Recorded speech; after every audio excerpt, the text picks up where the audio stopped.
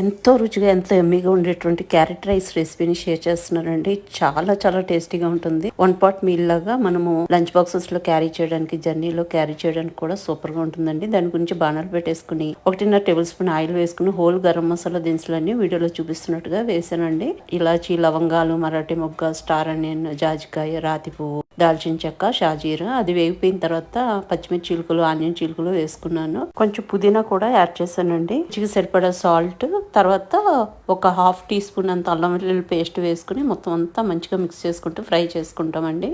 ఈ మూమెంట్ లో carrot pieces add చేసేస్తాం అనమాట. ఈ విధంగా చక్రాల్లో కట్ చేసుకున్నాను. నేను ఏ షేప్ లో కట్ చేసుకున్నా పర్లేదండి. కొంచెం పుదీనా, కొత్తిమీర వేసేసుకొని బిర్యానీ మసాలా లేదా గరం మసాలా 1 టేబుల్ స్పూన్ నిండా వేసేసుకుని కొంచెం అలా ఫ్రై అవుతుండగా కొన్ని జీడిపప్పులు వేసేసుకున్నాము. తర్వాత శుభ్రంగా వాష్ చేసుకున్నటువంటి రైస్ ని ఇక్కడ యాడ్ చేసేస్తున్నాను. నేనేమి సోక్ చేయడం అలాంటిది ఏం చేయలేదండి. జస్ట్ వాష్ చేసి యాడ్ చేస్తున్నాను అంతే. ఇంకా మొత్తం అంతా మిక్స్ చేసేసుకుని 1:2 రేషియోలో వాటర్ యాడ్ చేసేస్తాం. నేను 3 కప్పుల రైస్ తీసుకున్నాను, అందుకని 6 కప్పుల వాటర్ ఇక్కడ యాడ్ చేసి మొత్తం అంతా మిక్స్ చేసుకుని ఇంకొంచెం పుదీనా, కొత్తిమీర యాడ్ చేస్తామండి. ఆ ఫ్లేవర్ చాలా చాలా బాగుంటుంది అనమాట. ఈవెన్ పోపు వేగేటప్పుడు కూడా కొంచెం పుదీనా వేసుకుంటే బాగుంటుందండి. ఈ విధంగా రోలింగ్ బాయిలింగ్ వచ్చిన తర్వాత మనం ఇంకా కింద ఫ్లేమ్ ని లో చేసేసి లిడ్ పెట్టేసి 10 to 15 మినిట్స్ మనం ఉడకనిస్తామండి. ఇంకా అంతే, గుమగుమలాడేటువంటి క్యారెట్ రైస్ రెడీ అయిపోతుందండి. ఎంత యమ్మీగా ఉంటుందో చెప్పలేను అనమాట. చెప్పడం కంటే కూడా మీరు ఒకసారి చేసి చూడండి, అదిరిపోతుంది. టేస్ట్ చాలా చాలా ఫ్లేవర్ఫుల్ గా చాలా బాగుంటుంది అనమాట. లైట్ గా క్యారెట్ లో ఒక స్వీట్నెస్ ఉంటుంది కదండి,